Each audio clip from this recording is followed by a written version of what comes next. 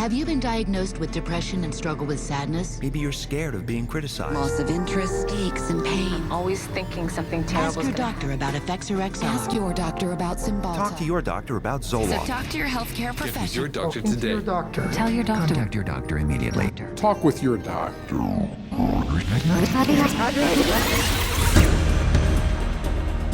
Il y a plus de 40 ans, des psychiatres de renom se sont réunis à Porto Rico pour planifier le futur. We see a developing potential for nearly a total control of human emotional status, mental functioning, and will to act. Leur plan? Créer d'ici l'an 2000 une gamme de psychotropes contrôlant chaque aspect du comportement humain.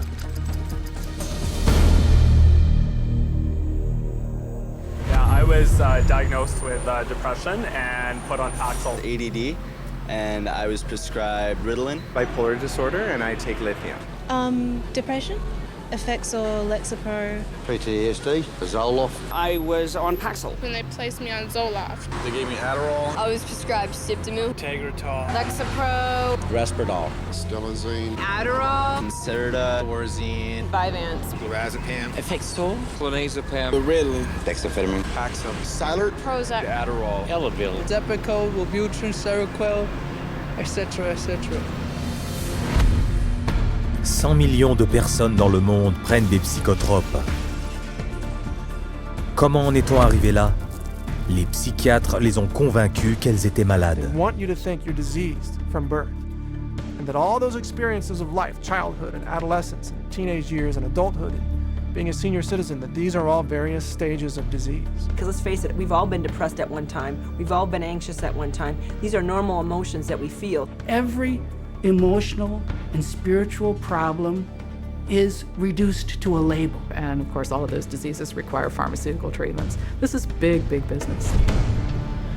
Tout en encaissant des revenus considérables, en prétendant être des professionnels de la santé, les psychiatres reconnaissent ouvertement que leur profession n'a aucun fondement scientifique. We don't really have any specific blood tests or other tests that are definitive for any mental illness whatsoever. It would be neat if it would become much more scientific. Well, if you go to my office and you tell me that you're depressed, there's nothing, and no blood sample or whatever, no tests. There are not current available tests to verify your diagnosis. I don't use any tests. You do not have a test to say, well, this is this disorder and this is the best medication for this disorder. For many years we thought we had the tests nailed down, but it turned out that they weren't of any value. If you don't know what's causing the symptoms, then to give somebody something to alleviate the symptoms is close to impossible. By the time a drug's approved and it hits the general population, we don't know even 50% of the side effects that are involved with that drug. And these pills cause heart attacks and liver problems and immune system problems and lots of other medical problems. So you're playing with fire. Chaque jour, on estime que les psychotropes causent des incidents graves. Et si les psychiatres et les firmes pharmaceutiques sont conscients du danger que ces psychotropes représentent, leurs patients, qui ne se doutent de rien, en subissent quant à eux les effets dévastateurs. Everything became worse. Each mood swing was worse. He would have chronic headaches, chronic, nausea, not feeling good. She was very agitated, very, very jumpy. She was having horrible hallucinations. Her personality was disintegrating. Once he started on that drug, the cloud just stayed over him and stayed over him and stayed over him. It got darker and darker. He thought there wasn't anything worth living to kill himself. That was not Matthew. That was the drugs. At least I would like to have said, I love you. I didn't get a chance to do that. Non seulement les psychotropes mettent en danger chaque jour des millions d'individus, mais ils tuent chaque mois près de 3000 personnes. Mais les pertes humaines n'auraient jamais été aussi élevées si les psychiatres n'avaient pas travaillé main dans la main avec les firmes pharmaceutiques pour promouvoir leurs médicaments auprès de médecins dans le monde entier. Aujourd'hui, 70% des psychotropes sont prescrits par des médecins généralistes. Comment en est-on arrivé là? Une question de marketing. It's about creating a good story that uses science, that convinces a physician to think about writing a prescription. This is not science. This is incredibly effective marketing. It has nothing to do with science. They use what I call statistical contortionism. Basically just skew the numbers, make everything look fantastic, you hide the bad numbers. They're learning every trick in the book. They're evolving into efficient marketing machines, and it's working. There's definitely an unholy alliance between psychiatry and pharmaceutical sales. That's a marriage made in heaven. They're like conjoined twins. They're joined at the wallet. Avec 374 maladies mentales dans le manuel diagnostique de la psychiatrie, et plus à venir, les affaires sont en pleine expansion. Les firmes pharmaceutiques ont élargi leur registre de psychotropes de 44 en 1966 à 174 aujourd'hui. Combinés, les 5 psychotropes qui se vendent le plus rapportent plus que le produit national brut de plus de la moitié des pays sur Terre pris individuellement. En tout, la psychiatrie engrange $1/3 de billions de dollars par an. Comment en est-on arrivé là? C'est une histoire de tromperie qui peut être difficile à croire, mais qu'il est fatal d'ignorer.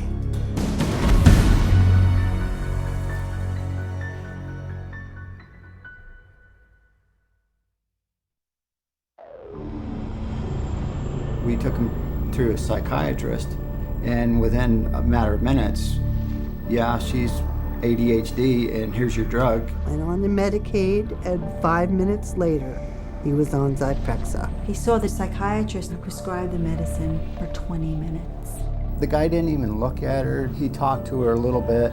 Now, how can you tell if somebody's ADHD or not ADHD from just a few minutes talking to her? Next thing I know, I'm getting handed a handful of Xanax. That's how easy it is to get these drugs. Just so easy. It was just passed to me like candy. That's simple.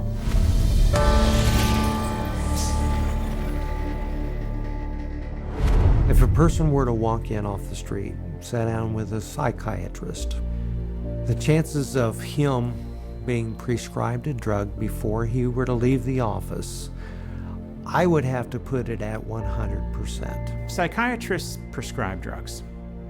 They might have different ways of diagnosing, they might have different ways of interacting with a patient, but it's rare to find a psychiatrist that uses no drugs. The psychiatrists today are, in quotes, admitting they can't cure these mental illnesses, and they're therefore going to manage your illness by using a drug. 50 years ago, a person who was going through a divorce would have relied on family, friends, clergy, and even the family doctor to a certain extent for conversation to work through the issue. They certainly wouldn't have been medicated. C'était avant l'ère des psychotropes. Les psychiatres, qui avaient le statut le plus bas au sein de la profession médicale, travaillaient presque exclusivement dans des hôpitaux psychiatriques. Sans traitement, ils avaient peu de chances d'être respectés comme véritables médecins par le public et le milieu médical. Psychiatrists had for years been on the fringe of medicine. Typically, the standard doctor internist would have very low regard for psychiatrists because it was understood not to be a very clear science or art. Psychiatrists wanted to be viewed as physicians, as doctors, and in order to be viewed as physicians and doctors, the people they dealt with had to be viewed as patients. And if doctors dealt with diseases, then their patients had to be diseased. Psychiatrists had a wonderful opportunity, they felt, to become respected in the eyes of their peers. They raced to create a whole diagnostic book called the DSM, the Diagnostic and Statistical Manual, which was created by consensus. A group of psychologists and psychiatrists get together, and if they have made common observations, they have a vote and they now classify a new disease. And they give it a number and it graduates into the DSM classification. And it's a dangerous book. It's a book that has many disorders that could apply to any one of us because the disorders are not real medical diseases. And it's things that apply to nearly all of us at times. Are you afraid of meeting new people? Are you afraid to speak in front of a large crowd of people?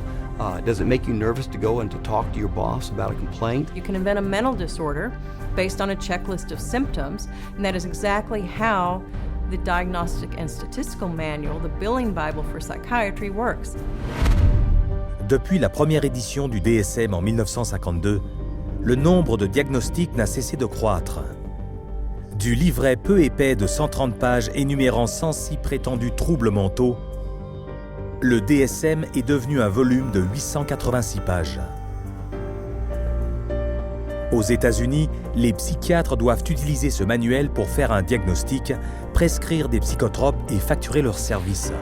L'industrie psychiatrique utilise actuellement le DSM pour encaisser plus de 72 milliards de dollars des assurances publiques et privées.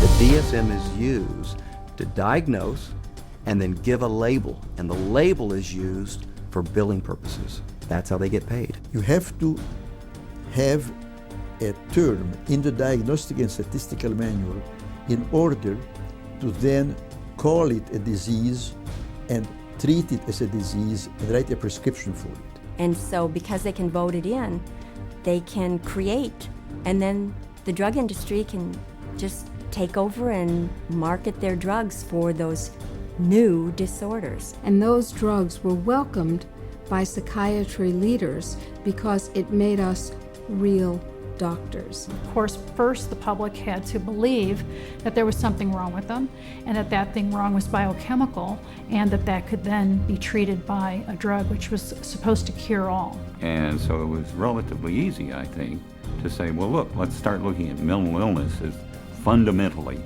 a matter of chemical imbalance in the brain. Chemical imbalance is a term that's used as a marketing ploy, as opposed to anything that there's scientific evidence to support. Nobody has yet measured, demonstrated, or created a test to show that somebody has a chemical imbalance in their brain.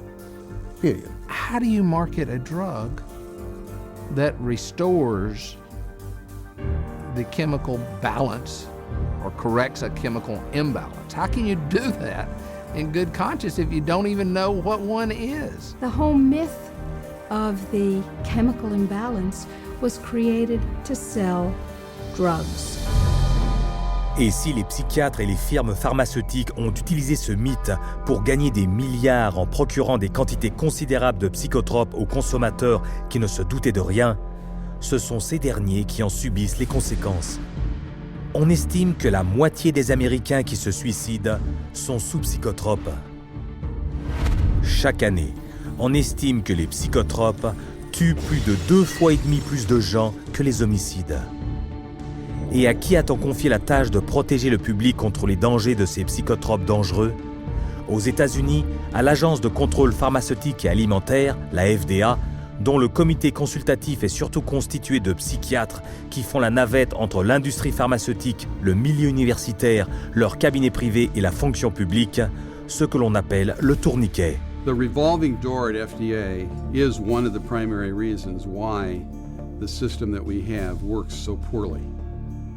That revolving door is a direct result of the fact that a group of people with the same mindset are put into positions of being regulators and in the position of being formulators and sellers and marketers. The panels that are formed by the FDA to evaluate these drugs, the psychiatrists who are on those panels, almost all of them have conflicts of interest where they have directly or indirectly received funding from the very industry and the very parties within the industry whose drugs they are evaluating. So there's this tight little relationship between psychiatry, pharmaceutical industry, and FDA, where they each mutually support each other, and yet the mental health of the population does not improve.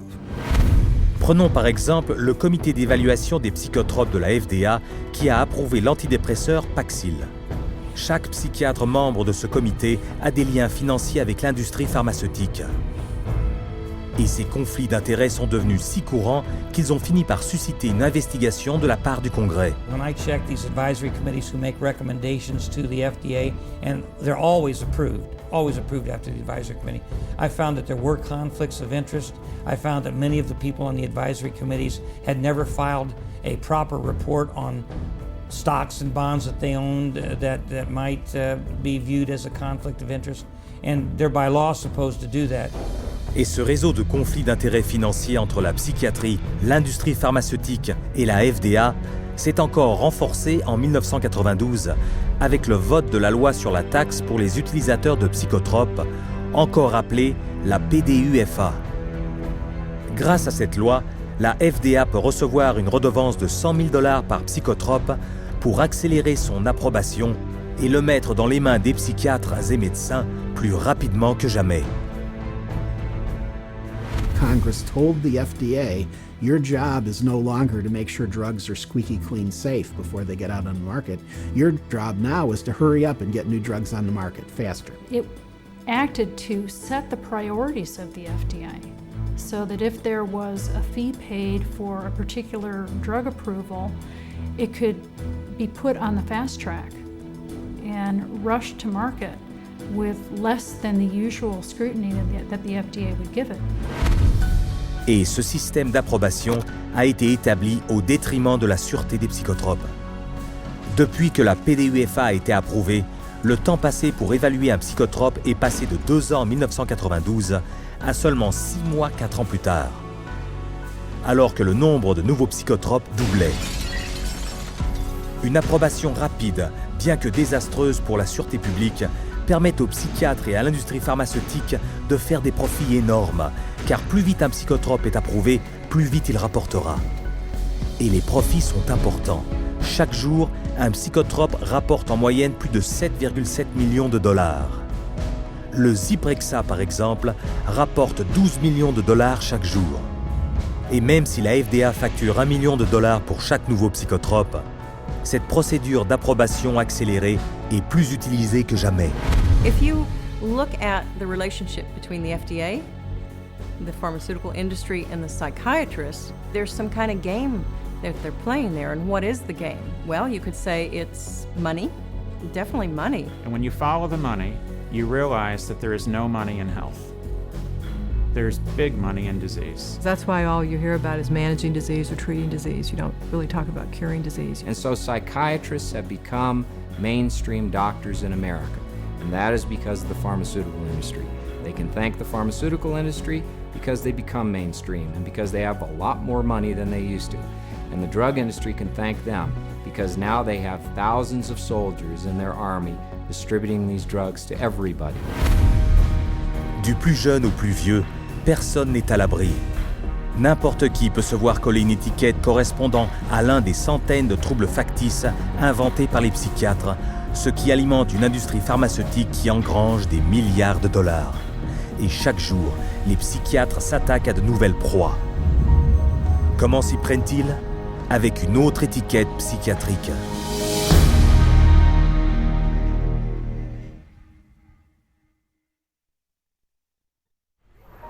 How many people do you know who have been diagnosed with a mental disorder? One. With a mental disorder? 2. I'm sure a couple. I know a few. About 3 or 4 personally. Probably 4. Half a dozen? I'll say about 9. At least a dozen. I'll bet I could count 15. 20 that I personally know. My oldest son is diagnosed. My mother was diagnosed. Kid from my childhood. My friend, the next boyfriend. Just my grandfather and cousins. A friend of mine, friends. A sister, my neighbors. 2 friends, a girlfriend. A niece, 1 friend. My mother. All my friends, everybody I know.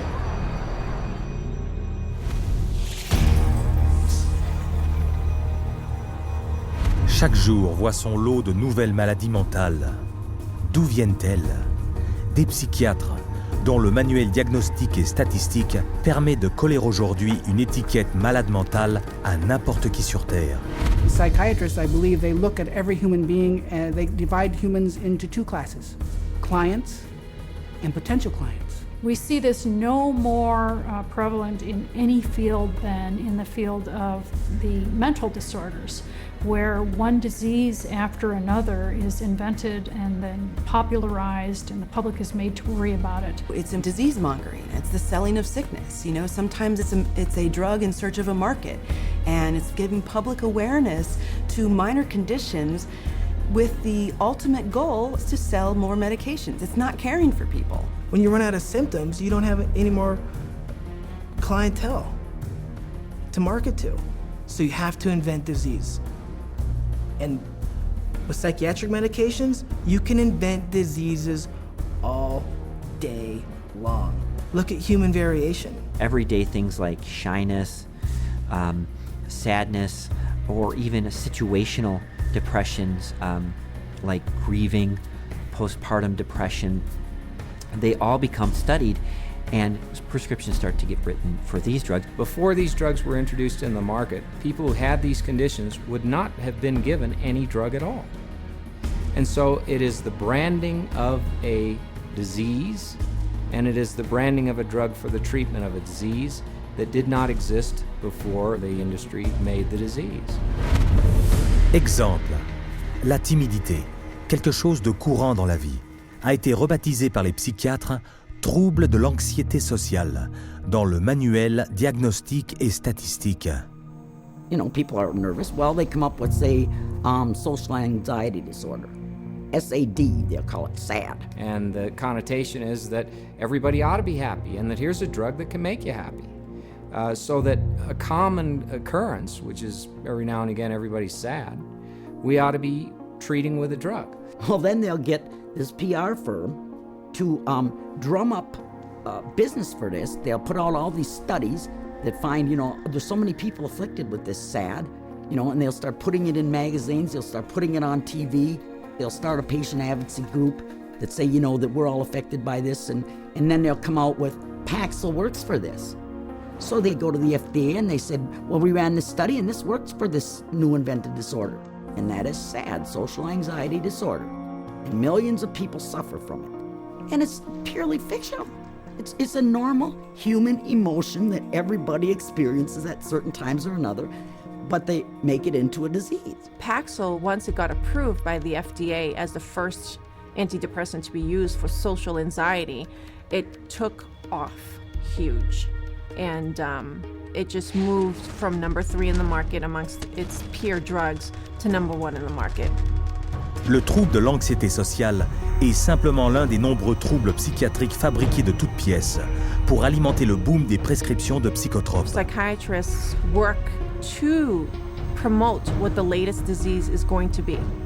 These days, bipolar is getting that same type of promotion. Everybody's being educated about their bipolar illness, when in fact, we know having emotional ups and downs is distinctly human.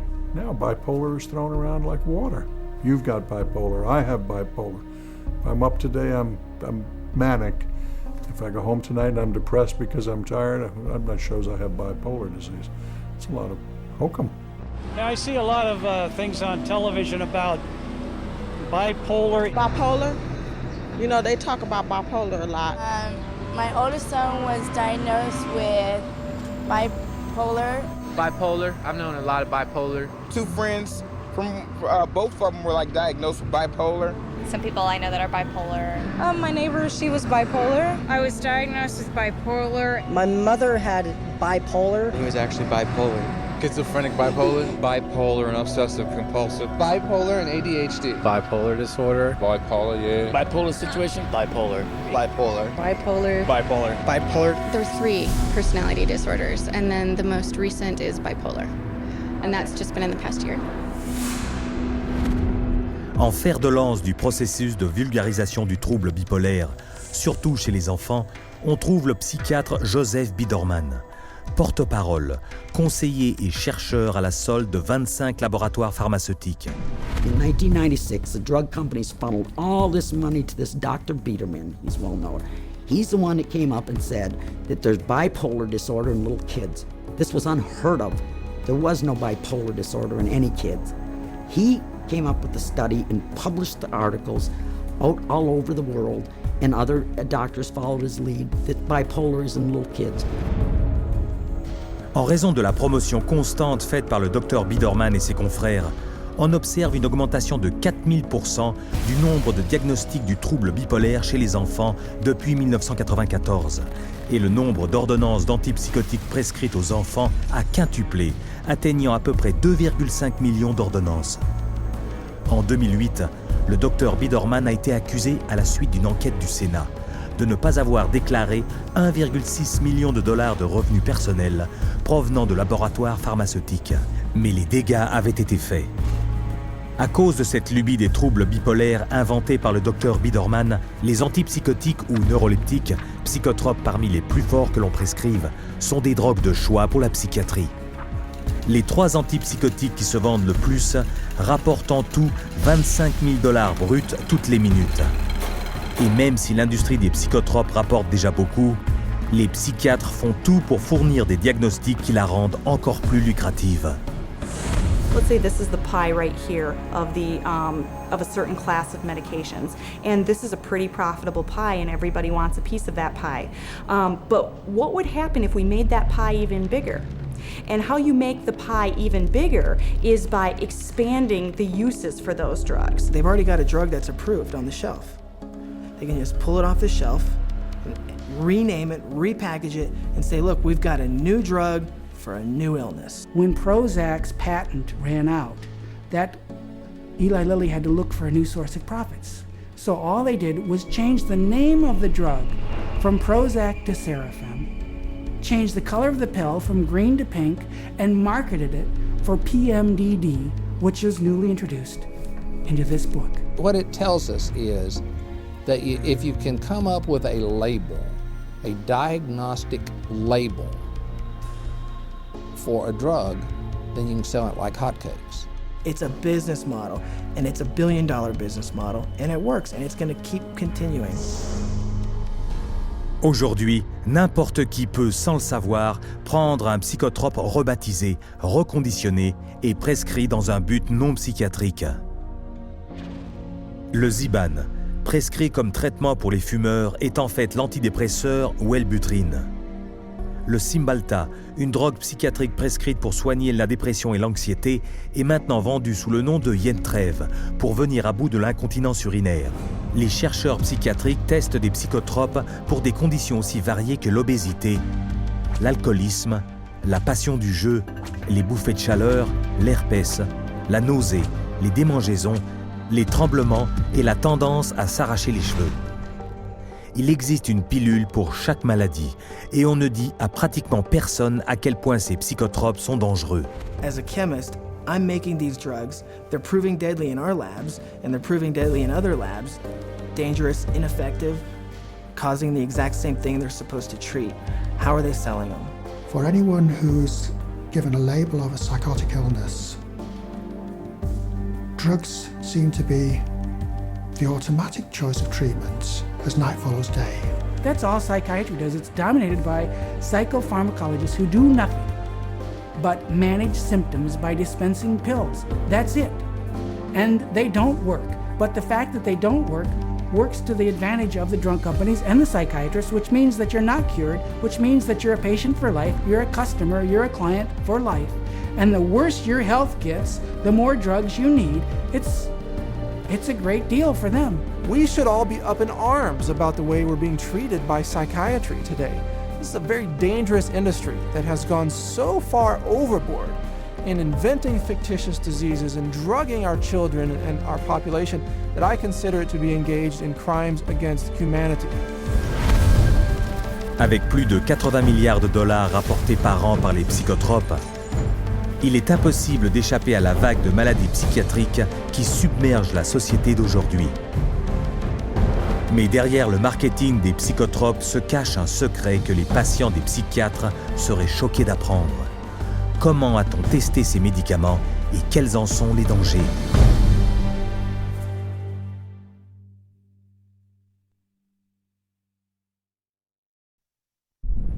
No one knows precisely how these psychiatric medications act. We don't know if I give you a medication if it is going to work or not. There's not a great deal of scientific support for using them. I myself, I try to pick a drug whose side effects might be useful. You have to choose what is the best option. We don't have sure methods. There are no rules. Everything it's an art, really. I would say it's a trial and error. Often it's trial and error. It's a kind of a trial and error. It's trial and error. Some degree of trial and error, I guess. You never know if it's the right drug. It's a much more complex subject. There's always going to be huge surprises, and that's what makes it so difficult. The best psychiatrists in the world will mess up all the time.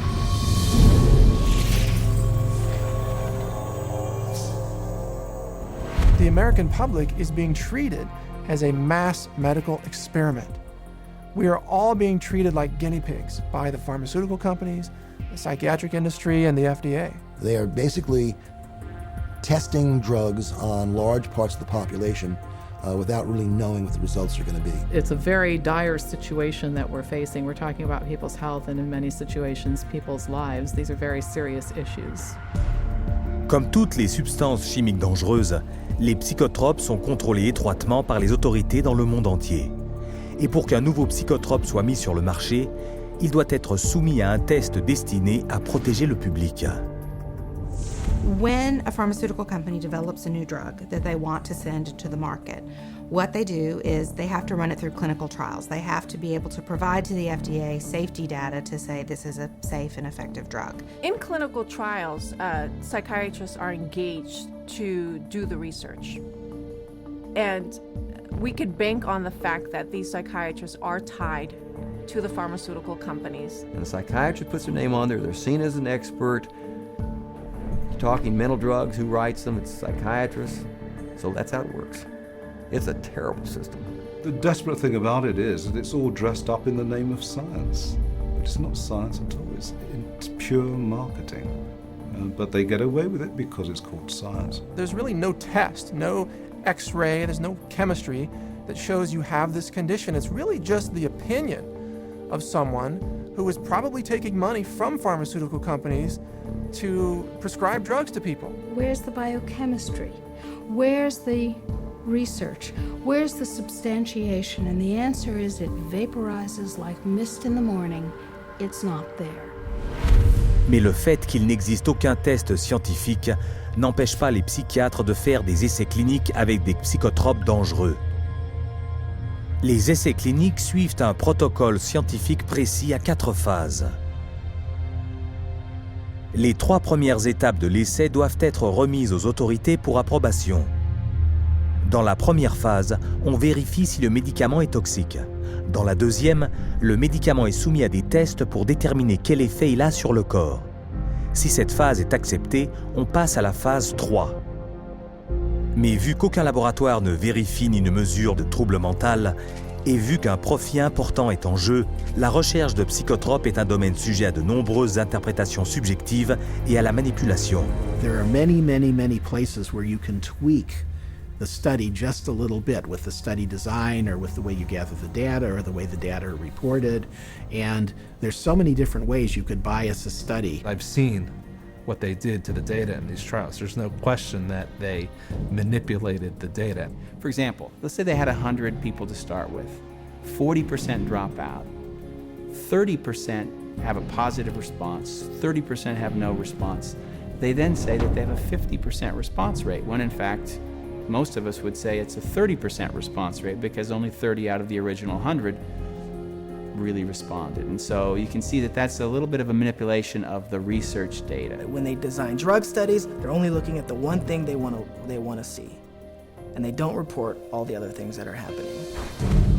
Par exemple, l'antidépresseur Cymbalta.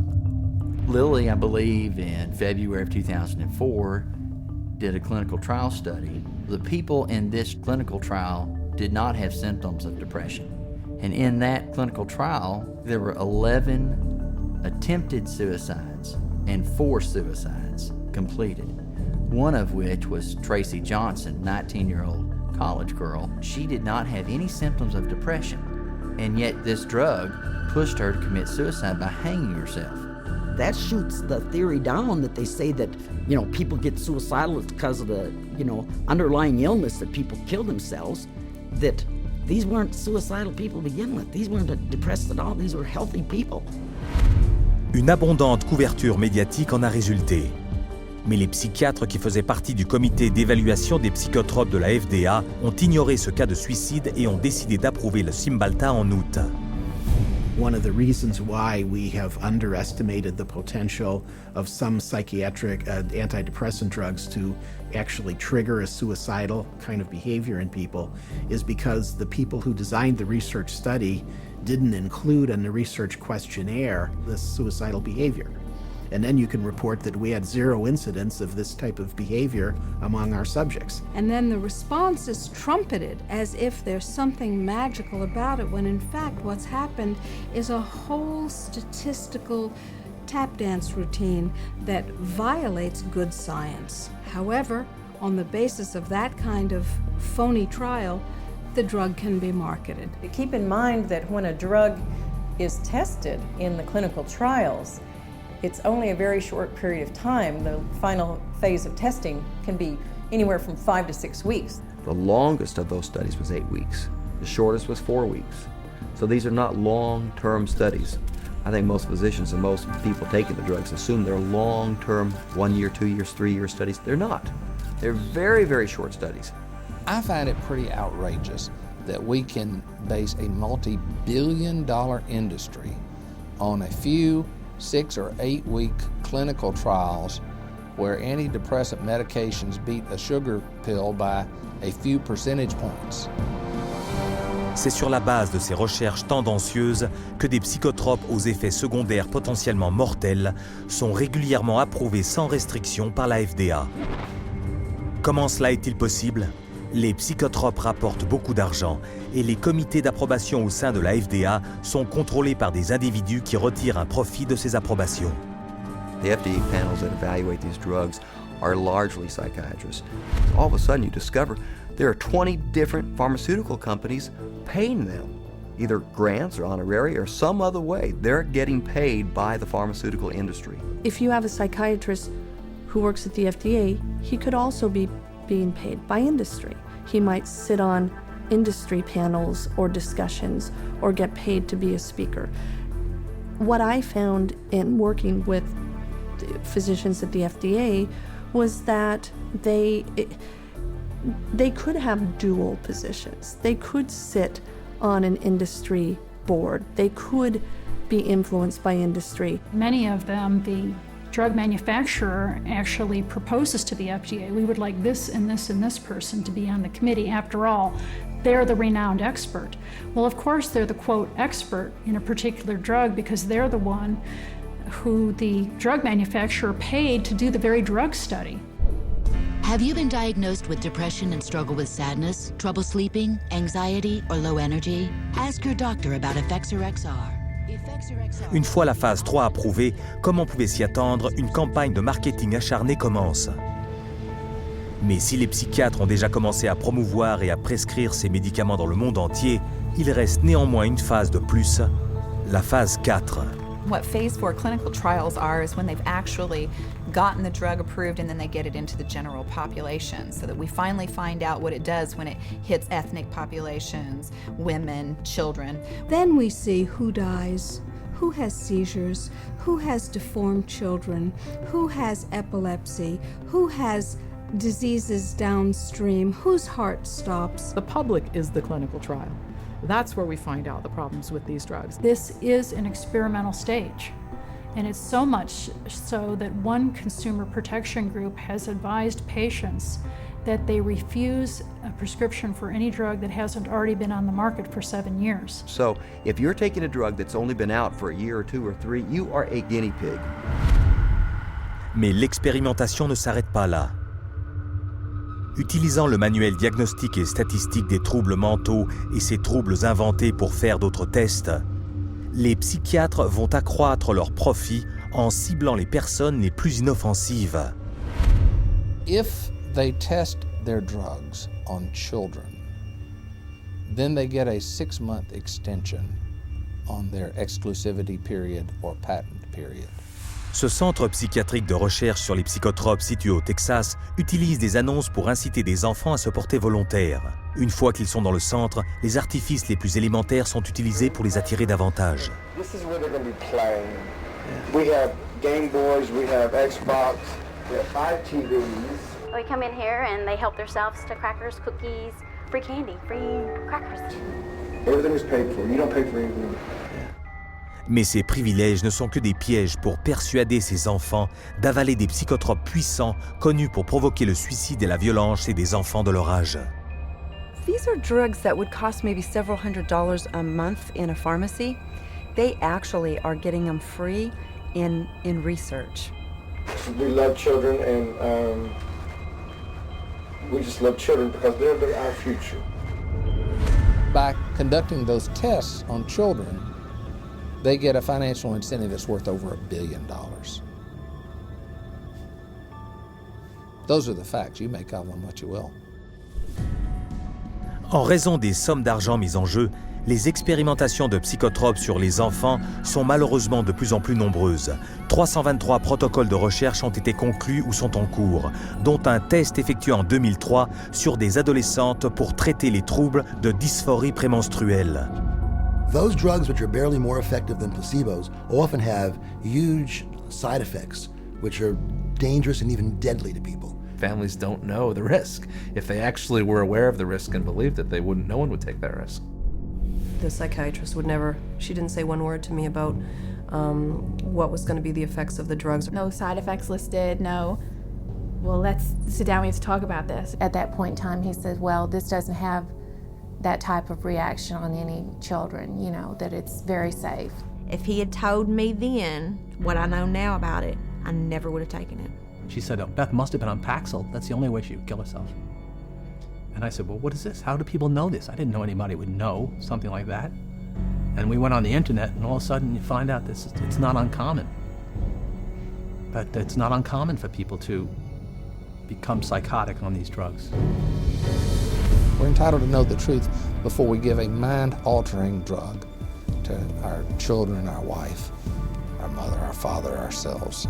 We don't really know what they're doing. That's what scares me. It's all made up theory. There are no facts about what these drugs really do. And if someone said, well, we don't know what this is going to do to you, good or bad, would you take that medication? Now that is not the practice of medicine. That's the practice of marketing. And this practice of marketing is taking lives. And the poor patient doesn't even know it. Mais dans le domaine des tests et du marketing des psychotropes, l'argent passe avant la sécurité. Les 10 psychotropes les plus souvent prescrits rapportent plus de 26 milliards et demi de dollars par an. Plus du double de l'argent fabriqué est mis en circulation chaque année par la Banque centrale des États-Unis. Mais pour pouvoir encaisser autant d'argent, les psychiatres doivent d'abord convaincre le segment de marché le plus important de tous, celui des prescripteurs de médicaments.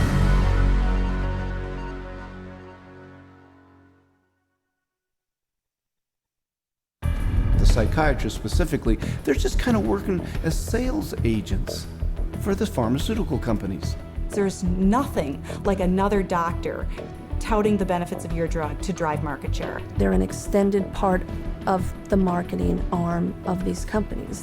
Medications play a primary role. We give drugs. Medication is a must. There's a lot of new medications. There are medications available for treating GAD. Medications to use for PTSD. Antipsychotic medications. Atypical antipsychotics. Benzodiazepines. Stimulants. Antidepressant medications. MAOIs. Amphetamines. Anticonvulsant medications. Once the medications have been balanced out, then we move on to a combination of 3 medicines. There's no absolute limit that is set for the number of medications. There are so many choices. Apparently, we're willing to try almost anything.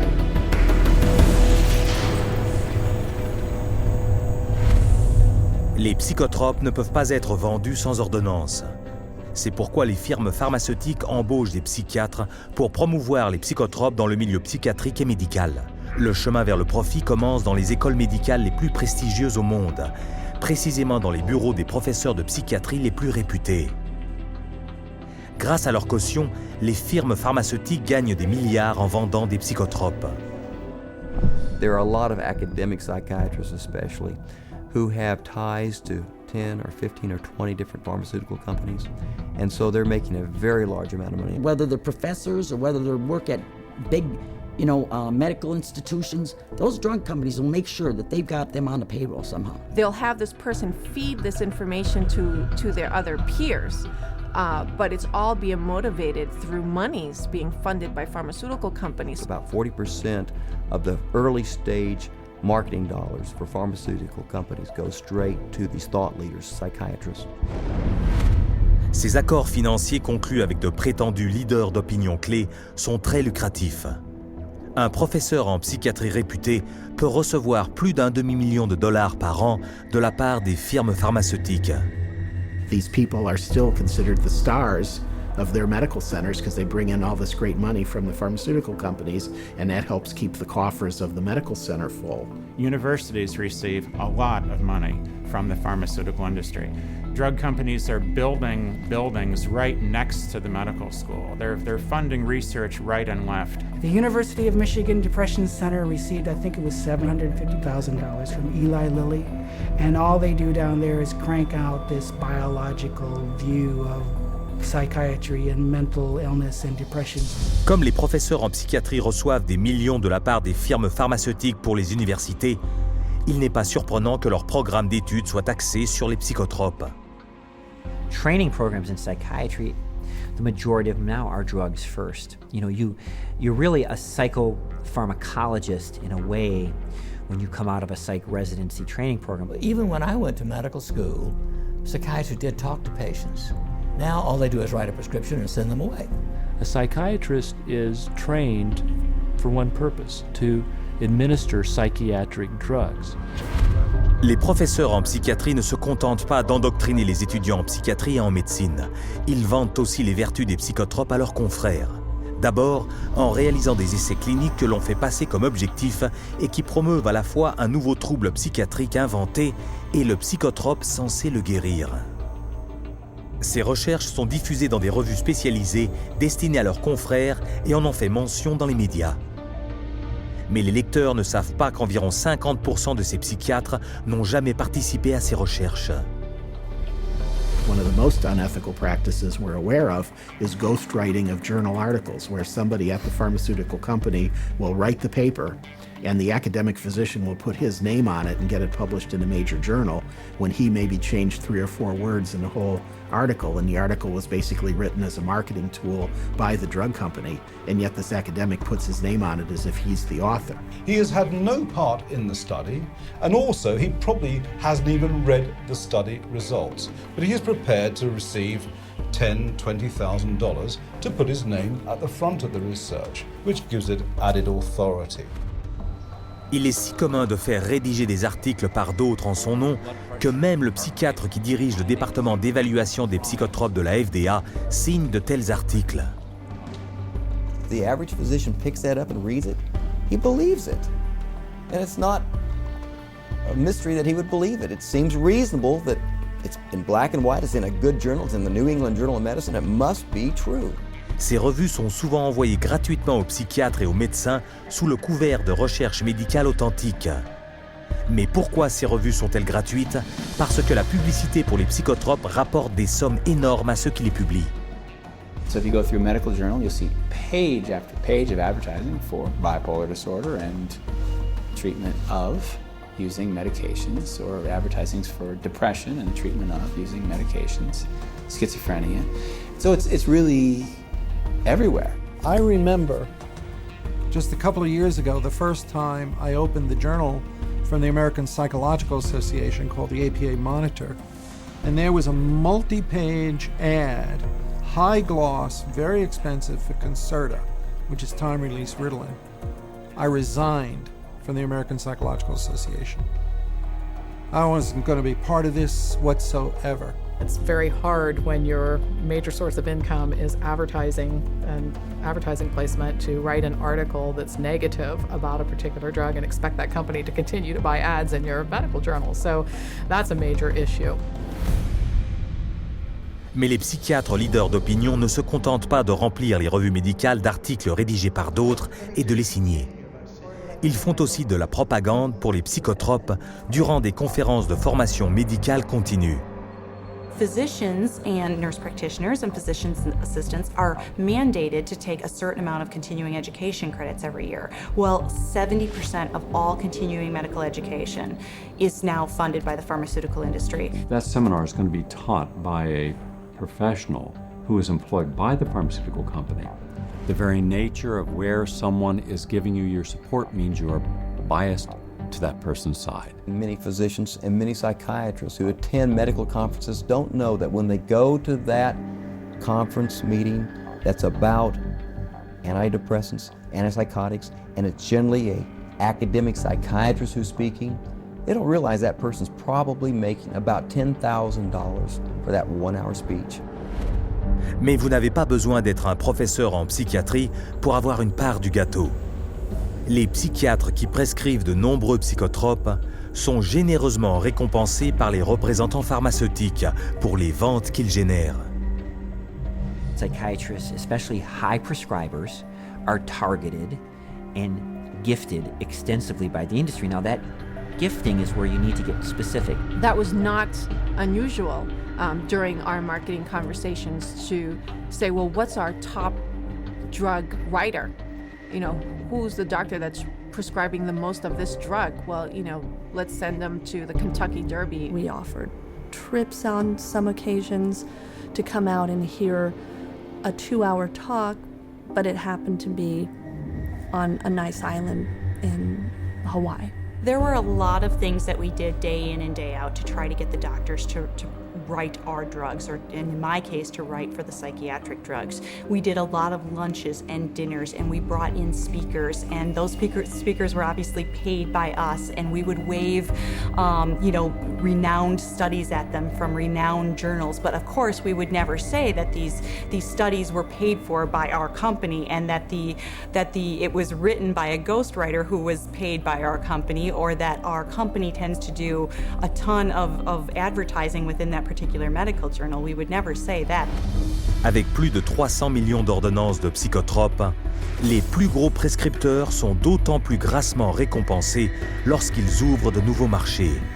Les primes qu'ils reçoivent des firmes pharmaceutiques sont jusqu'à 25% supérieures à celles des autres spécialités médicales, soit en moyenne dans un État américain plus de 45 000 $ par an pour un psychiatre renommé. Psychiatrists get more kickback from the pharmaceutical companies than any other branch of medicine. The profession of psychiatry couldn't keep its journals afloat, couldn't keep its conferences afloat, couldn't keep its organizations afloat without money from drug companies. The drug companies really have psychiatry in their pocket. This is a profession whose diagnoses have been heavily influenced by people who are heavily influenced by the pharmaceutical industry, and whose treatments are almost exclusively these days pharmaceuticals. We should be able to count on them. I do not believe that we can. En raison de la publicité constante faite par les psychiatres, les psychotropes sont prescrits non seulement en psychiatrie, mais ils s'infiltrent aussi dans tout le milieu médical. Mais ce battage présente une autre facette, bien plus lucrative pour les psychiatres. Et cela vous concerne vous directement.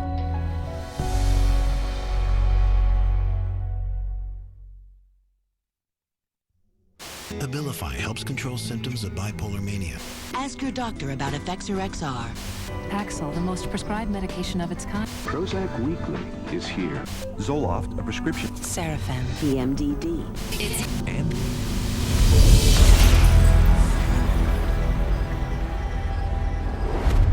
Les psychiatres et les firmes pharmaceutiques ne font pas uniquement du battage auprès de ceux qui prescrivent des psychotropes. Ils ciblent aussi directement le consommateur, vous, et s'attendent à ce que vous veniez leur demander une ordonnance. The direct-to-consumer advertising is instilling the notion in every human being that something is mentally wrong, something needs correction.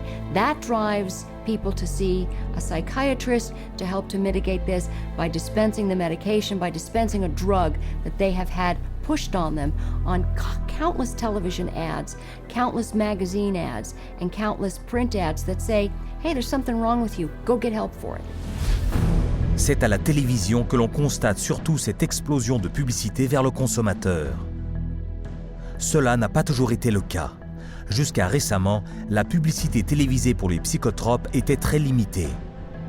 Mais en 1997, la FDA a été persuadée d'assouplir ses règlements sur la publicité pour les psychotropes dans les médias, en violation directe de l'article 10 d'un traité international signé avec l'ONU. Every 5 minutes there's a new drug ad. And this is not by accident, this is cold, canny, scientific design. The ads are fundamentally of two types. One type of ad is a effort to try to get the patient to take the drug company's drug. Abilify helps control symptoms of bipolar mania and reduce. But then the second kind of direct-to-consumer advertising is the you're sick and you didn't know it advertising. You could be suffering from generalized anxiety disorder. Because they want to create sales, so what they're going to do is tell people, do you have these symptoms? Do you have this disease? Do you have this particular condition? But they hit it so hard on television that people say, ask your doctor, ask your doctor. Every commercial is a referral to the doctor. See, they're working for each other. Ask your doctor about Cymbalta. Depression hurts. Cymbalta can help. I can go to my doctor and say, here are my symptoms, and walk out with the prescription I want. I can ask for a drug by name, and most of the time I'll be given the drug. So basically I'm my own doctor. The industry defends what it's doing by saying this is some kind of public health education campaign. And I'm sorry, I think if you go to an advertising agency, you're advertising. Dès le début, la publicité télévisée pour les psychotropes a connu un succès phénoménal. Les 3 premières années, les ventes de psychotropes ont augmenté de 250%. L'industrie pharmaceutique dépense 2,9 milliards de dollars par an pour la publicité télévisée et fait maintenant un chiffre d'affaires plus haut que jamais. Une fois que les patients affluent dans les cabinets des psychiatres, ils se font prendre au piège avec un autre stratagème de vente, les échantillons gratuits. The industry is willing to give out millions of dollars worth of free samples because it generates billions of dollars in sales. You want a prescription and you want Prozac written forever as a maintenance therapy. So you establish that with some free Prozac up front. Here, take this sample, it doesn't cost you anything, and then if you like it or if it seems to work, then we'll make a prescription, but you're going to have to pay for that prescription. The sample is free. So it's really a marketing technique. They got a cash cow. Zero refill means you've got to go back to the doctor for another consultation, for another subscription, and it just goes forever. This is business. This is money. Leur marketing direct auprès du consommateur est parfois positionné en tant qu'information publique. Les psychiatres utilisent régulièrement les médias pour avertir le grand public des dernières épidémies de maladies mentales et lui fourguer le fruit de leurs dernières recherches. Ils écrivent des articles pour les journaux et les magazines qui soutiennent leur campagne de sensibilisation à la santé mentale. Même les associations de soutien des malades qui prétendent offrir des informations impartiales sur les psychotropes sont, si l'on y regarde de plus près, contrôlées par des psychiatres et subventionnées par l'industrie pharmaceutique. They were started specifically by the industry themselves, and the public isn't informed of that. And it's basically a great big lie to the public that they think they're going to a charitable organization that has their best interest at heart. Par exemple, l'association SHAD, pour enfants et adultes souffrant du trouble du déficit de l'attention, est l'association qui reçoit le plus de subventions des fabricants de psychotropes. Stephen Plog est un ancien cadre de SHAD. When I became the CHAD coordinator for Las Vegas, they gave me a manual, and in it said, we want to provide unbiased information to help and support people who have ADD. For the next 30 days, we put 22 parents and their kids on a program with lab tests to find out what their causes were, eliminated their causes, they got prescription-free, medication-free, side-effect-free, and they got better with their self-esteem, and they became actually happier, healthier, and more successful. Chad found out about this, called me up and says, we do not allow people to talk about nutrition in any of our seminars. We only prescribe going to a psychiatrist who will only prescribe drugs and therapy. So they said you can no longer work with us, and they fired me for simply recommending that parents go get a lab test, find out what the causes are, and eliminate the causes. They do not allow that. They only allow medication and psychiatric treatment. Les associations psychiatriques de soutien aux malades font aussi la promotion des traitements à base de psychotropes en utilisant des questionnaires marketing qu'ils font passer pour des questionnaires médicaux. You can take a survey of maybe 16 questions. And if you are a normal human being who's lived through ranges of emotions of normal life experience, if you've known the exhilaration of the birth of a child, a niece, a nephew, and the devastation of a divorce and the loss of dreams, and answer honestly to those questions, you will diagnose yourself as bipolar. And the instructions that come back along with the diagnosis or the warning that you're probably bipolar say, print this out and take it to your doctor. Pour montrer à quel point il est facile d'aller sur Internet, de répondre à des questions personnelles et de se retrouver avec un diagnostic psychiatrique, voici quelques bénévoles choisis au hasard, des gens de tout âge menant une vie normale. Do you feel sad, blue, unhappy, or down in the dumps? Sometimes. I've had periods of great optimism and other periods of equally great pessimism. Yeah, that happens a little bit. I get tired for no reason. Sometimes. Life is pretty full. Not really. For no apparent reason, I sometimes have been very angry or hostile. It's hard for me to concentrate on reading. I am restless and can't keep still. My heart beats faster than usual. I have trouble sleeping, shortness of breath. Gained weight. Trembling hands. I have an idea that most of these are going to be sometimes. Everyone has. As in everybody? Somewhat. Somewhat true. Just a little. Oh yeah, yeah. Alright, my score totaled 42. Bipolar disorder, moderate to severe symptoms. Wow. Answer reflects on the presence of depressive symptoms. Currently suffering from an anxiety disorder. I may be suffering from bipolar 1. Minimal to mild depression. An obsessive compulsive disorder. Guess that means I'm a psycho. Guess I'll go to a psych. Try to see if I could work it out, get some meds or something. Résultat, des troubles mentaux ont été diagnostiqués chez 50% de ces personnes à qui on a conseillé de suivre un traitement. De la sorte, la moitié de la population américaine, 150 millions de personnes, pourrait être catégorisée comme mentalement malade. Now you have a direct line of consumers just walking in with a little pre-survey that says that they potentially can have bipolar, ADHD, stress, anxiety, any of those categories, and they just need to take this assessment tool and say, okay, that basically that is what you have and here's your drug. Les psychiatres veulent maintenant rendre ces tests d'évaluation obligatoires. Par exemple, le Teen Screen, ce soi-disant programme de prévention du suicide, permet de faire des tests de santé mentale sur des élèves afin d'établir un diagnostic et de leur administrer des psychotropes. Des adolescents normaux, comme Chelsea Rhodes, se rendent un jour à l'école et rentrent chez eux étiquetés malades mentaux. The Rhodes family in Indiana, their young girl went to school one day, and all of a sudden they told her they were taking her into her room, and they move her into her room and give her the 10-minute Teen Screen test. And shortly after taking the test, she's pulled aside in the hallway and she's told she has two problems, basically, two mental problems. One, obsessive compulsive disorder, and social anxiety disorder. Her parents were stunned, dumbfounded. They didn't know the Teen Screen was going to screen their child. They had not been asked permission. People at school had told her that she was mentally ill with these two conditions based off of a computer test that took her 10 minutes to answer. One of the questions was worded if Chelsea went out a lot. She answered no. We'd ask her why she answered that way. She said, because Mom, you and Dad don't allow us to go out on school nights. I have to be home to do my homework and take care of our household chores. The other question was, do you ever feel nervous or anxious when you're in front of a group of your friends or peers? Chelsea answered yes. She explained to us that because when she has to stand up in front of a group of people and give a book report in one of her classes, she's very nervous. You know, I'm 43 years old and I'm nervous in front of every one of you today, but that doesn't make me mentally ill.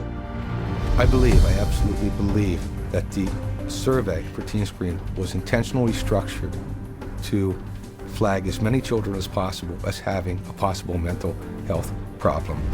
Et qui a inventé le Teen Screen et le test qui s'y rattache? Le docteur David Schaffer, un psychiatre largement payé par l'industrie pharmaceutique. Le questionnaire de Schaffer n'a rien de scientifique. Dans une étude qu'il a lui-même conduite, Schaffer a admis que 84% des élèves avaient été faussement classifiés comme suicidaires. Mais il n'a pas admis les conséquences désastreuses que cela a pu avoir. Alia Gleason n'avait que 11 ans quand elle a fait un test de dépistage dans son collège au Texas. It was 7th grade, and they had all the girls go into the cafeteria because they said that a lot of girls have depression, so they was working on some depression screen. Next thing I know, there's those middle schools tell my husband now that CPS is there at the school taking Alea because she's suicidal. I'm like, suicide? I'm not trying to kill myself. I love myself. I've always loved myself. So I don't know if she was eating at the school or they already taken her away. When they took Alea, my girls and I, we didn't sleep for about a good 3 days. For the first 3 days, because my house was empty without her. And they was making me sign papers talking about if you don't take these medicines, you can't see your parents. So they was telling me, you know, if you take your medicine, you can see your parents. My daughter was on 22 different types of medication that this one psychiatrist gave her. They drugged me up so bad that they said they had to drag me. And I used to wonder how I got to my room. When I saw for myself what they were giving her and how much and how often, I just thought, they're gonna kill this child. And the parents were helpless. Then after a while, that's when I was just like, I'm not about to take no more medicine until I call my parents. And then that's when they was like, okay, well, we're gonna give it to you anyways. They restrained me and shot me up. I was in 4 points. They laid me out on my stomach and my feet like this and tied me up. One day, they must have put her in about 12 restraints in one day. They said I was restrained about 70 or 80 times. After a couple of months, they was like, you know, your parents don't want to see you. They don't want to talk to you or anything. So I was really hurt. We tried everything. Nobody know. We didn't know what hospital. We didn't even know where they taking her. After 2 weeks, you're supposed to hear, or you're supposed to be able to see your child. They didn't give me that. I didn't see Alea till 6 months later. But I was a good child. I didn't deserve for that. And he messed up a lot of things. To this day, I still wish that I could just go back and be like, man, you know what, I'm not even gonna take the test.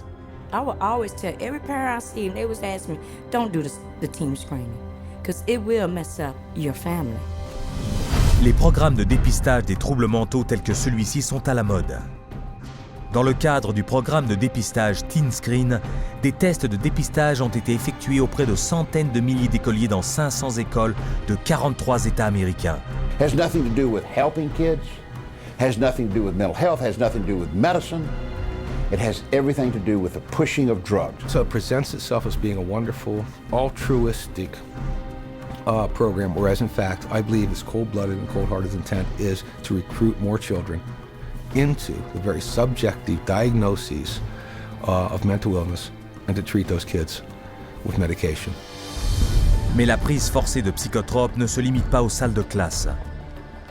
Une nouvelle loi vient d'être votée pour faire passer des tests payants de dépistage des maladies mentales à tous les citoyens, y compris les personnes âgées, les anciens combattants et les femmes enceintes.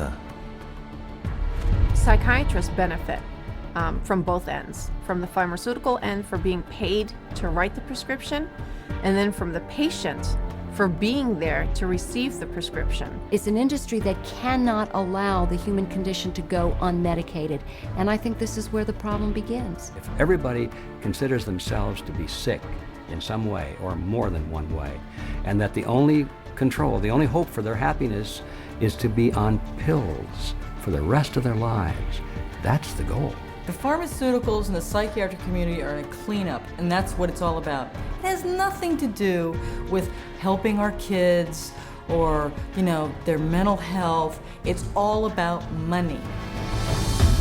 Aujourd'hui, les firmes pharmaceutiques dépensent plus de 5,3 milliards de dollars par an pour le marketing des psychotropes, presque 9 fois plus qu'il y a 10 ans. Résultat, les ventes mondiales de psychotropes ont atteint 80 milliards de dollars. Pendant ce temps, les psychiatres refusent de considérer l'étendue des tragédies qu'ils laissent dans leur sillage.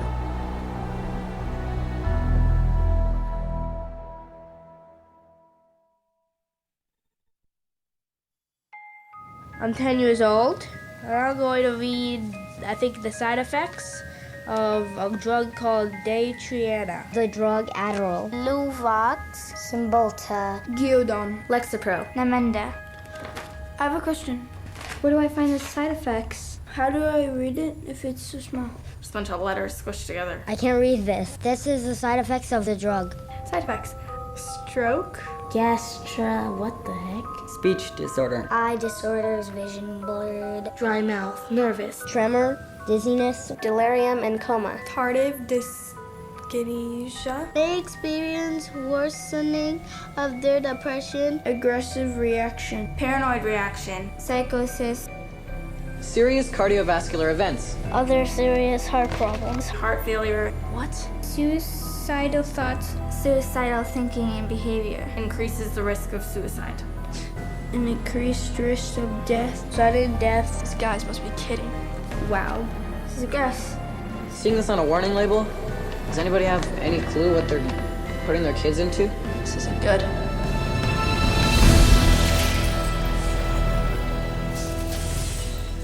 No drug has side effects. They're all effects. Side effect is just a way that doctors explain away the effects that they don't like or you won't like, but they're effects. These are the effects of these drugs.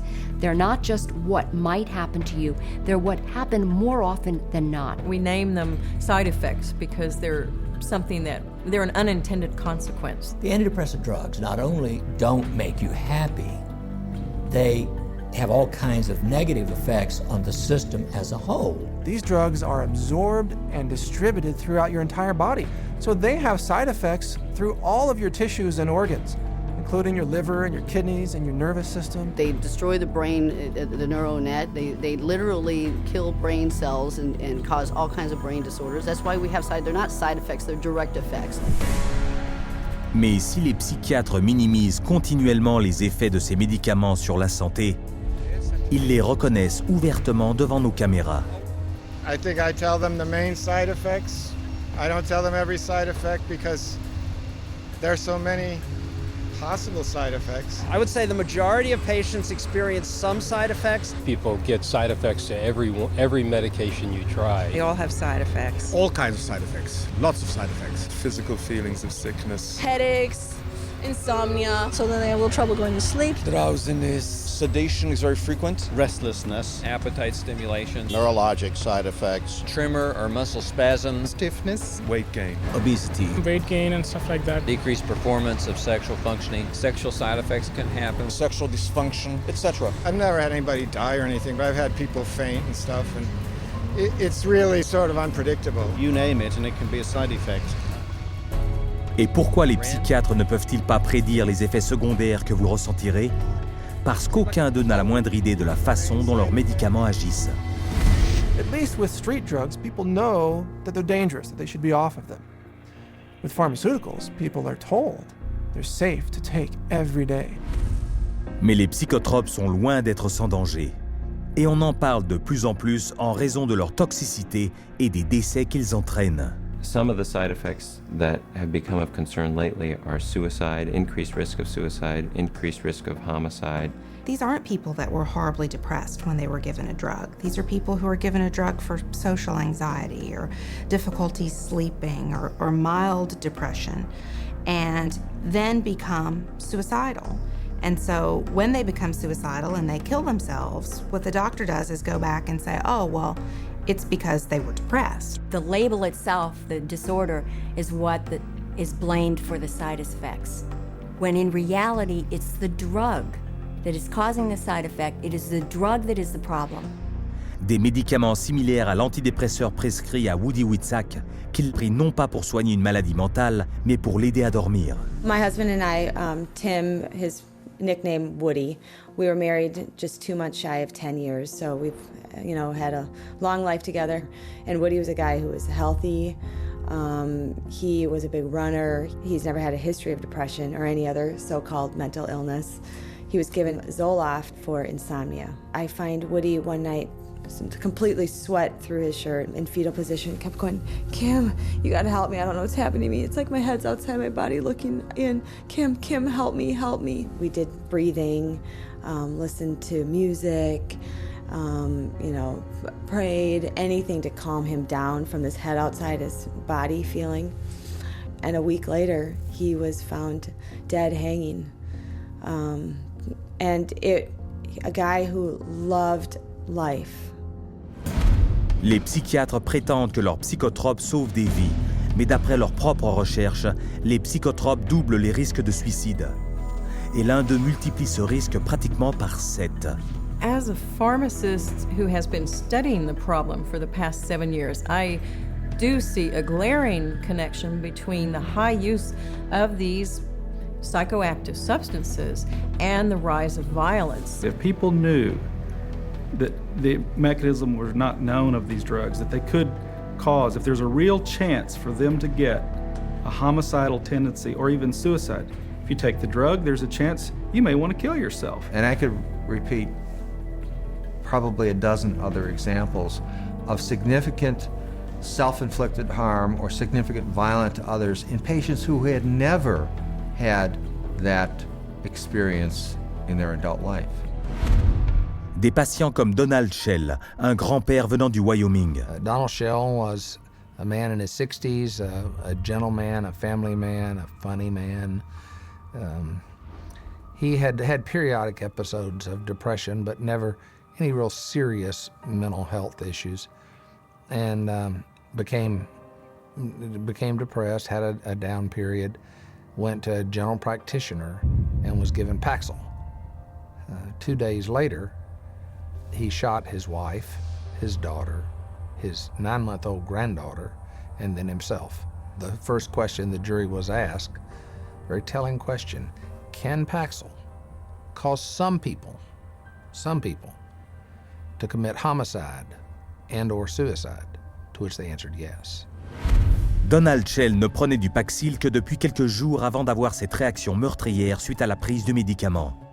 Mais on a aussi prouvé qu'un emploi prolongé de psychotropes créait des dommages irréversibles, une situation dramatique dont les psychiatres ne font pas cas. In the long run, the side effects may actually be worse than the original condition. I don't think the average patient has any idea that the long-term use of this drug is now associated with very serious diseases, with diabetes, with kidney failure, with tardive dyskinesia, a movement disorder that's very serious and permanent and irreversible. You can be affected by these drugs in any part of your body, your brain, your heart, your kidneys. That's why people die early very often, because they are prescribed things and the long-term effects are, in some cases, the death of the individual. Pour le profit, les psychiatres prescrivent plusieurs psychotropes, les uns remédiant aux effets des autres, créant ainsi encore plus de dommages. If you have drugs that create side effects, that gives you a ready market for more drugs to cure the side effects. It seems to me that it's a self-propagating system. And what ends up happening is that each one of those new drugs that's added into the scenario brings on another symptom for which there's another drug, for which there's another symptom, for which there's another drug. And it just snowballs into a vicious circle of one drug causing the need for another drug. Sometimes people come and they're on such a cocktail of so many different drugs for so many different things. It's rare now that I see a senior citizen that is on less than 5 or 6 drugs at one time. Some 12, 15. One will lead to the next, and they're all toxic. This is how the game is played. Alors que l'activité lucrative des psychiatres qui consiste à prescrire des psychotropes prend de plus en plus d'expansion au cœur de la société, les enfants sont désormais leur dernière et plus tragique victime. Rebecca Riley, 2.5 years old, they diagnosed her with bipolar disorder and ADHD. They had her on an antipsychotic, they had her on a heart drug, they say, for ADHD, and they had her on an anti-seizure. And then one other one for side effects. 4 drugs at 2.5 years old. She can't even zip up her own pants. She's like a little rag doll. The school nurse, 2 teachers, the principal, the social worker, all said they never seen any behavior in this little 4-year-old girl that would warrant these kind of medications. And all specifically called this doctor and said, please take her off these. She died at a little over 4 years old. This little girl that didn't have a chance, and the psychiatrist just let her. Au lieu d'être jugé et d'encourir une peine de prison, le docteur Kayoko Kifuji, psychiatre de Rebecca Riley, n'a même pas perdu sa licence. Comment se fait-il que les psychiatres s'en tirent à si bon compte? La réponse se trouve dans le concept légal connu sous le nom de normes en matière de soins.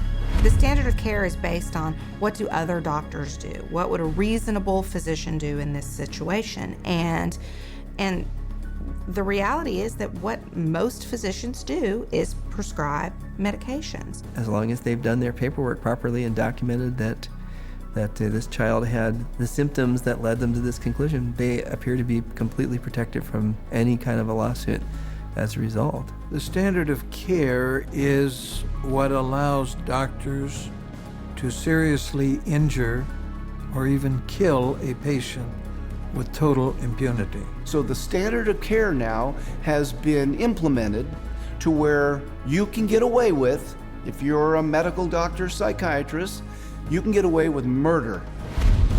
Et le nombre de décès continue à augmenter.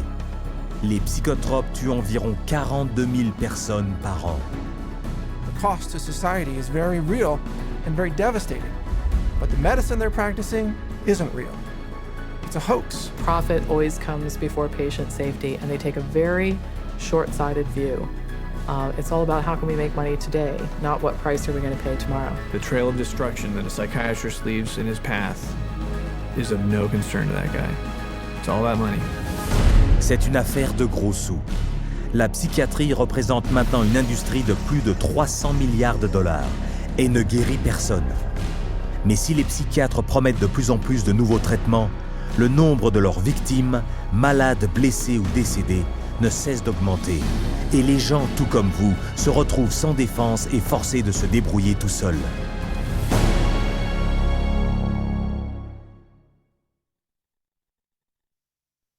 My wife and I are blessed. We have 7 children, and we love them all. They're all our favorites. Each child we have is our favorites. And Beth was extremely special.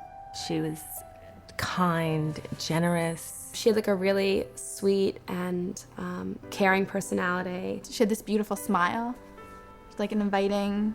She could make friends with basically any stranger on the street and get a smile or a laugh out of them. Beth was having a hard time sleeping for maybe 4, 5, or 6 weeks. And so we said, Beth, you should go to the doctor and get something to help you sleep.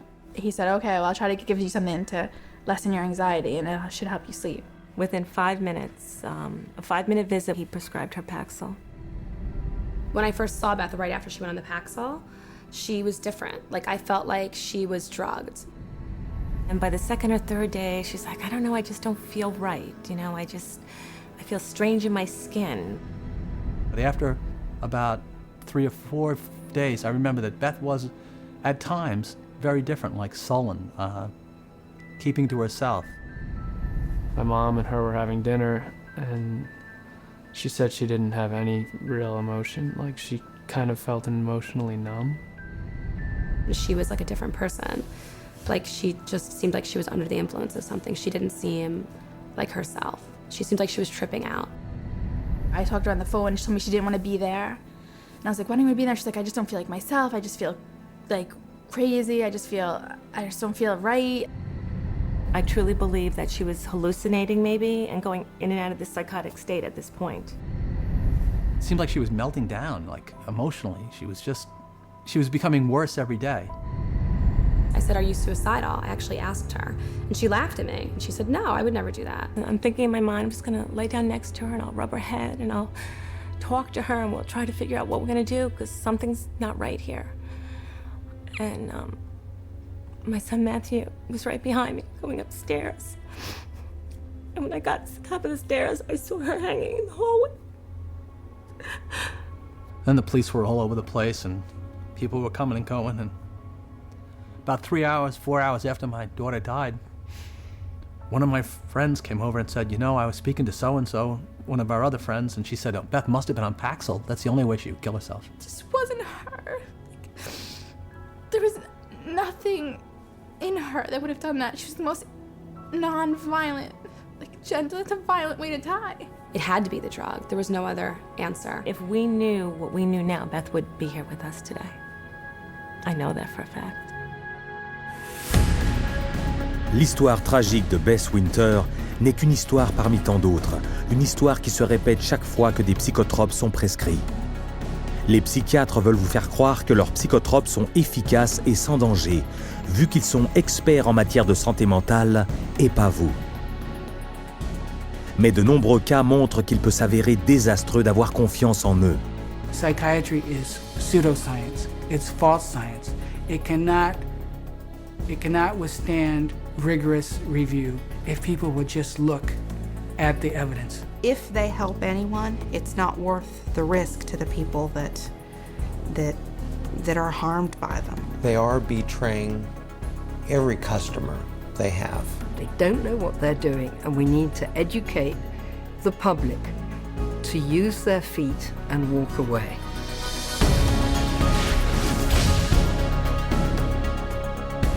Comment le public peut-il être davantage informé? En exigeant le respect d'un droit médical essentiel, peu connu des patients, mais que les psychiatres connaissent très bien. We want to be able to present the patient with alternatives. And one of the central ideas in ethics is informed consent. The components of informed consent are letting the person know, first of all, what the diagnosis is and what it's based on so that they can say, this is why we need to treat you. And secondly, what the treatment is. Every patient in the healthcare system has a right to informed consent. That is, they have a right to be told the risks and benefits of the treatment, the risks and benefits of alternative treatments, and the risks and benefits of no treatment at all. Patients should be totally informed, fully informed about every medication that the psychiatrist offers to them to take or says they should take. Et les études confirment que le public ne reçoit que peu d'informations complètes et exactes au sujet des psychotropes. Quelles informations complètes et exactes une personne devrait-elle recevoir avant de consentir à prendre des psychotropes? Les médecins et spécialistes présentés ici ont une grande expérience dans ce domaine. Premier argument qu'ils avancent, les troubles psychiatriques ne sont pas de véritables maladies qui nécessitent des soins médicaux. It's true that there's no biological findings that really support any of these psychiatric diagnoses being medical illnesses. And the burden of proof really is the other way around. It's not that you have to prove that there is no biological science. The burden is on psychiatry to prove that there is. There's no blood test. There's no lab test. There's no X-ray. These are just clusters of behavior that a group of psychiatrists have voted that it's a disease. Can you imagine doctors having to have powwows to decide if a heart attack is a real disease or not? No, they don't have to decide that. They don't have to have a vote on that. They should be asking the doc, geez doc, where's the chemical test for that? Where is the objective test for this?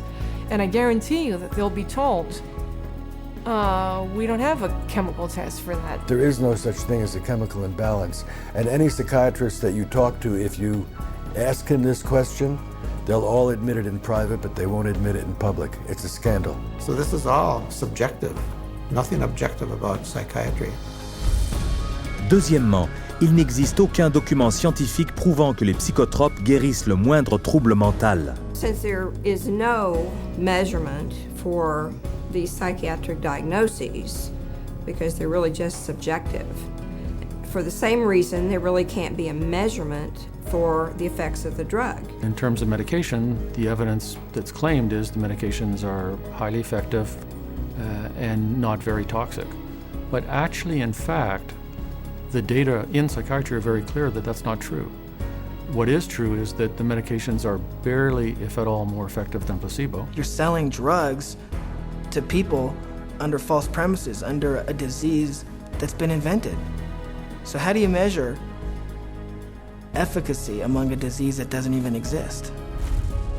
Troisièmement, les psychotropes camouflent les symptômes tout en créant des effets secondaires graves à court et à long terme.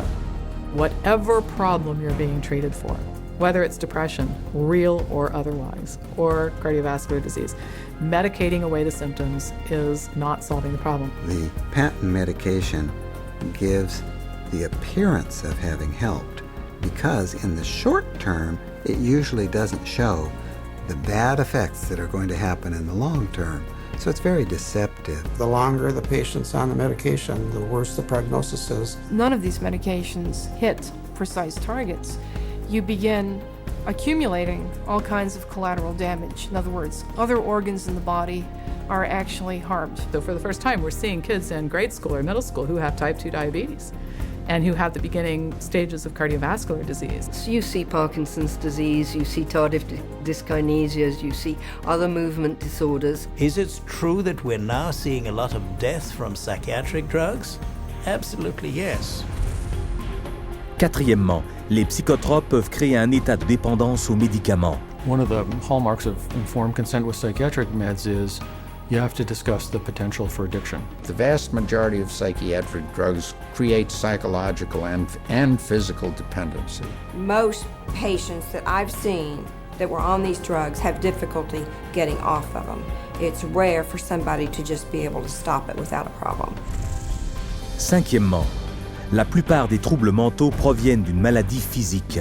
Many physical conditions can cause mental problems or what pose as psychiatric symptoms, but the psychiatrist, in the records I've reviewed, psychiatrist does not do an in-depth study of what could be causing the problem. And if the doctor isn't taking the time to find the cause of those symptoms, then unfortunately those symptoms may continue and there may be a serious underlying medical disorder that's being overlooked. The question is it better to treat depression with a drug, or is it better to treat depression by trying to figure out what caused the depression and working it out with the patient? Dehydration can make you exhibit symptoms of depression. Sleeplessness can make you exhibit symptoms of depression. Eating a terrible diet, hypoglycemia, being sedentary, all of these things are biological reasons for having symptoms of depression. I have in my practice children who are misdiagnosed as having ADD, ADHD, who really have Lyme disease. 70% of all what are classified as mental illnesses actually have a physical cause, a physical problem causing that. Sixièmement, quel que soit l'état émotif ou psychologique d'une personne, il existe des méthodes alternatives efficaces qui ne comprennent pas de psychotropes. Once you've proven that there is no problem in the body and that there is no malfunction in the brain, then you have to begin to address these other levels of the self. And I think that's what psychiatry has completely stopped doing. There are very few conditions that cannot be treated by other methods than the use of drugs. Any forces that impinge on medicine that make us think that the drug approach is the only approach is undermining good patient care. Et au cours des 50 dernières années, la psychiatrie moderne a exercé son pouvoir sur la médecine pour l'amener à doper un nombre incroyable de gens à coups de psychotropes. Mais il existe un moyen de protéger vos patients en rapportant toute mauvaise réaction aux psychotropes à votre Agence nationale de contrôle des médicaments. En tant que membre de la profession médicale, c'est en rapportant ce genre de cas que vous permettrez de révéler l'ampleur des dommages créés par les psychotropes. Les faits vous ont été donnés. Montrez cette vidéo à d'autres médecins et membres de la profession médicale. Vous saurez ainsi qu'aucun de vos patients ne deviendra la prochaine victime du dopage psychiatrique. Pour avoir plus d'informations ou pour obtenir des rapports d'études et de la documentation sur le sujet, contactez la Commission des citoyens pour les droits de l'homme.